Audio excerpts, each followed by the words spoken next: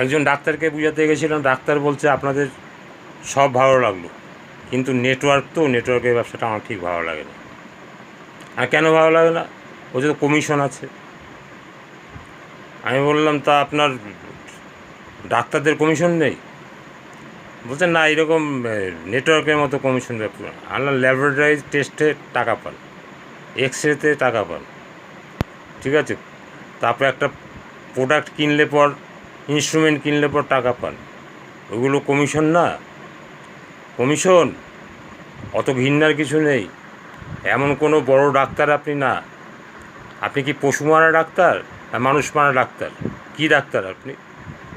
Chain ব্যবসা, chain, net, commission আছে। Commission তো আপনি পাচ্ছেন ল্যাবরেটরিতে টেস্ট করে, পাচ্ছেন না? এক্স-রে করে কমিশন পাচ্ছেন না?